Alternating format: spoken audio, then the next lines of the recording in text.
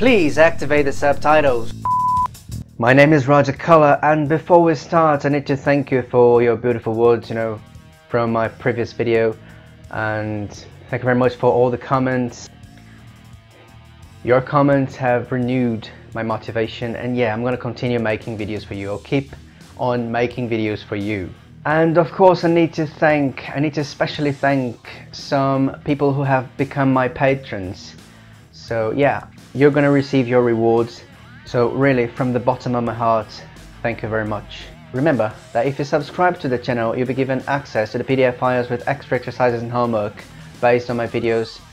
And you can also download the MP3 file of this video, for example, in order to listen to my voice anywhere you go. And then you can practice your listening skills. Also, you will receive access to our group on Telegram so that you can practice your English with voice messages and text messages.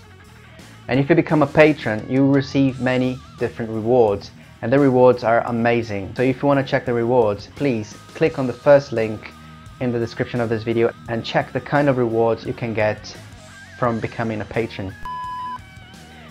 Now, without any further ado, let's get started.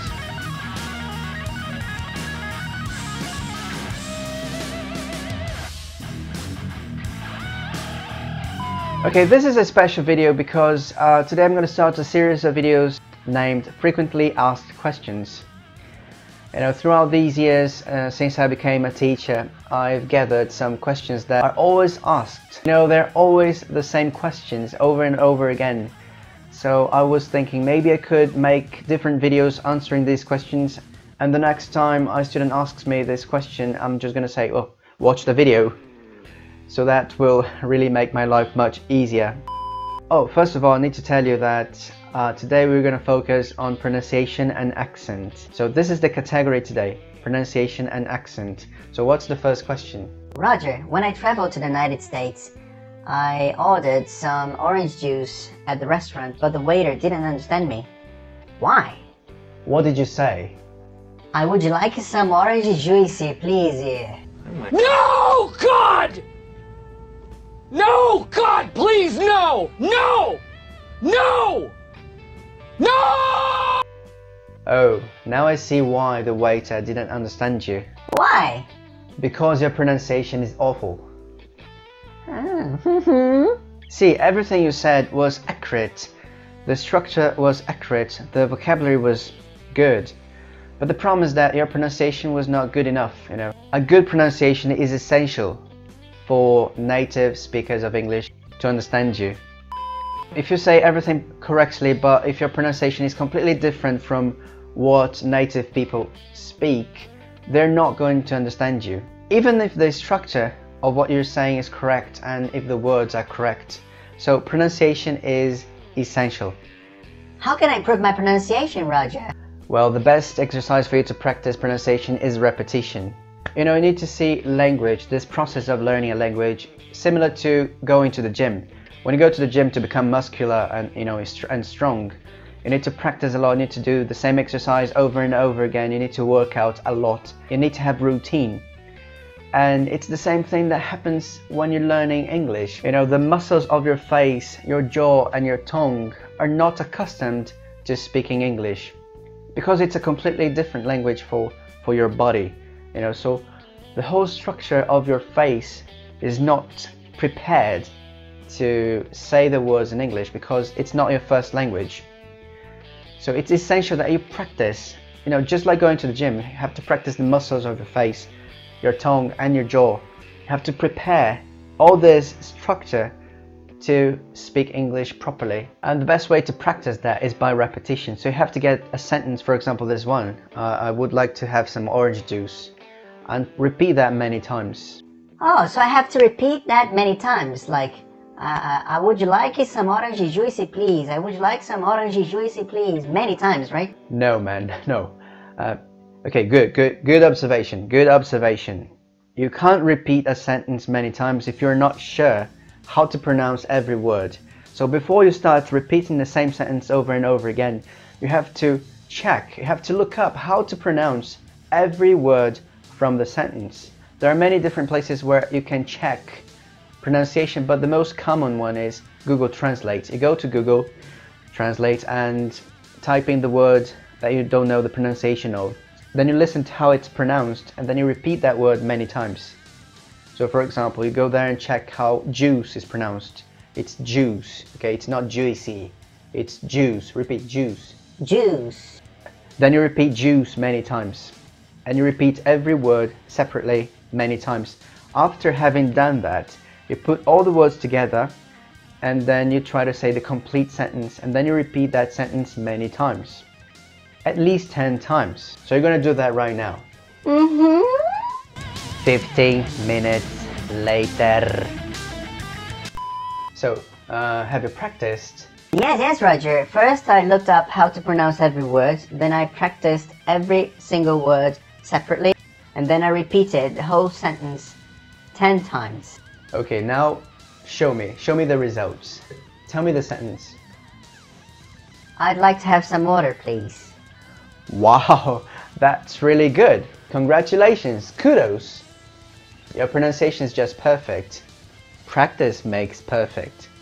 Now let's compare before and after practicing with repetition. I would like some orange juice, please. I'd like some orange juice, please.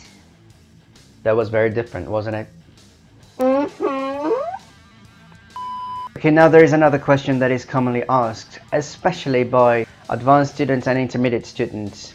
And the question is, Roger, I am an advanced student of English, and when I traveled to England, I couldn't understand anybody. I couldn't understand what they were saying. It sounded as if they were speaking a different language. It didn't sound like English. What happened?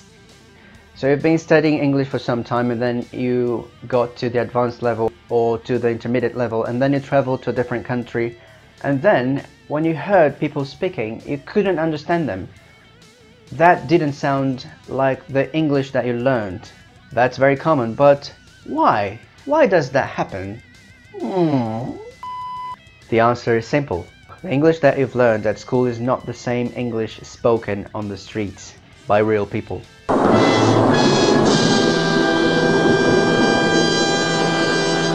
Okay, let me explain it better. And for my explanation, I'm gonna use the British accent, but just as an example. But it's the same thing for any other country in which English is the first language. Okay, so for example, with the British accent, what comes to your mind when you think of British English? I think of Harry Potter. I remember Harry Potter speaking, and the BBC, you know, the news programs, and some movies. Yeah, that's it. So when you think of the British accent, you remember Harry Potter, you remember BBC, you know, the news programs on BBC. You remember movies, series, so you remember this kind of English.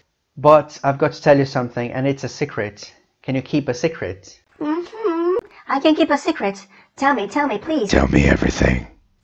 But tell me now. Okay, the secret is that traditional British English, that English that is so famous all over the world, that kind of English, specifically that kind of English that everybody knows, is not really spoken in the UK. What? Actually, it is spoken in the UK, but it's not very common. There is a name for that accent, and its name is Received Pronunciation, or RP. So the name of this accent is RP, and it's called RP, it's called Received Pronunciation, because it's received, it's learned. You know, people who speak like that had to go to a school to practice that kind of accent in order to get a better job, for example, or to become an actor or to work on the news. But that kind of English, that kind of pronunciation, that kind of accent is only spoken by 2% of people in the UK, which means that 98% of people in the UK, in the United Kingdom, in Britain, don't really speak like that. In fact, there are more than 50 different accents in the UK. So if you go to a different place, people will be speaking differently, and it's not going to be like Harry Potter speaking. And why is this kind of British English from movies so popular? It's popular because of the movies. That's why I personally call it the media British English. You know, it's not really the real English that people speak on the streets, but it's the kind of accent that is used for the media in general. But it's also the English that is taught at language school. So if you go to a language school, you know, focused on British pronunciation and British English, that received pronunciation, that kind of accent is the one that you're going to learn. But in fact, people don't really speak like that. I'm gonna demonstrate how people really speak in England. But remember that there are more than 50 different accents in the UK, so depending on the place you go to, people will be speaking differently. But you know, I'm going to show you a conversation between two British people, and for this conversation that I'm going to show you, I'm not going to add subtitles because I just want you to listen, and after this short conversation, it's really quick, I want you to tell me whether you could understand what they were saying or not. And then after that, I'm going to show you the subtitles for that part. So here goes. Oi! Hi mate, how are you? Oh, I'm not okay today. Oh, what's the matter? Oh, it's just the water today, innit? Hell yeah, it's hanging. I'm gagging for some water. Can I ask you something? Sure. Would you like some water? Yeah, thanks. So, could you understand anything from this conversation? Alright, now I'm going to show you the same conversation, but now using the traditional kind of English that people learn at schools, okay? Hi. Hey mate, how are you? Well, I'm not okay today. Oh really? What's the matter? Oh, it's just too hot today, isn't it? Indeed, it's awful. I'm thirsty for some water. Well, can I ask you something? Sure. Would you like some water? Yes, thanks. Okay, I believe that now you could understand everything. I'm gonna play the first part again, the first conversation with the native speakers again, but now with the subtitles. And pay attention, because not only is the accent different and the pronunciation of the words, but also the vocabulary. Some words are different. Oi! Hi mate, how are you? Oh, I'm not okay today. Oh, what's the matter? Oh, it's just the water today, innit? Hell yeah, it's hanging. I'm gagging for some water. Can I ask you something? Sure. Would you like some water? Yeah, thanks. Yes, even the vocabulary is different depending on the place you go to. So if you are in Manchester, the accent is different, and some vocabulary is different too.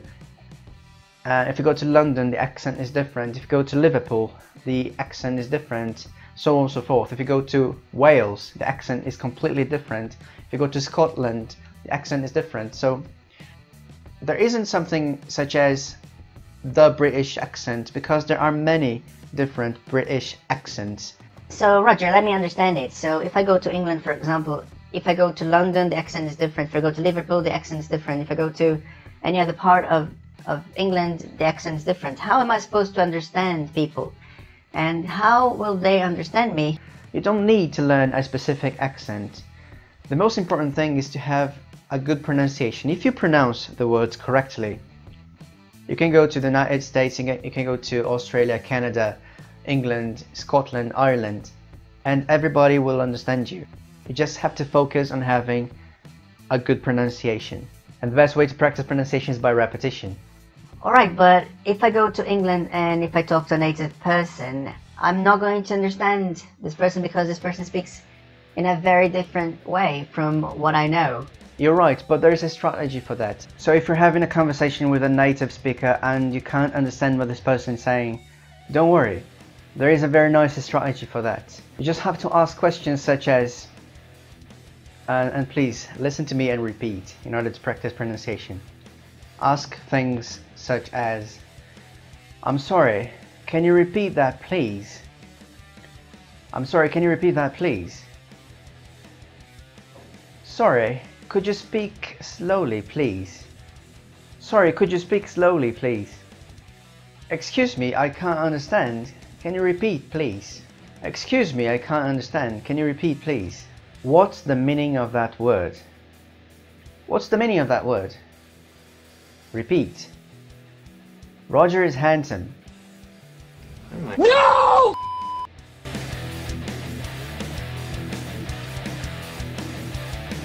It's good because you're going to learn a new expression, and it's also good because then you won't let the conversation die and you keep the conversation going. It's a very good thing, and I have to say that according to my experience traveling around the world, It's okay to ask questions. You know, people don't really mind helping a tourist. People will be glad to just answer. Not everybody, of course, because people are different, everybody's different, but most people will be okay to just help you around and, you know, speak slowly. So if you can't understand what a native person is saying, just ask a question. Don't be ashamed of asking questions. And bear in mind, remember that if you speak with a very good pronunciation, it doesn't matter the different kind of accent that a person might have. Everybody will understand you. If you subscribe to this channel, you'll be given access to the MP3 files from the videos, so you can practice your listening. And then you can practice repetition. So you listen to something, you listen to the MP3 files, and then you try to repeat after me.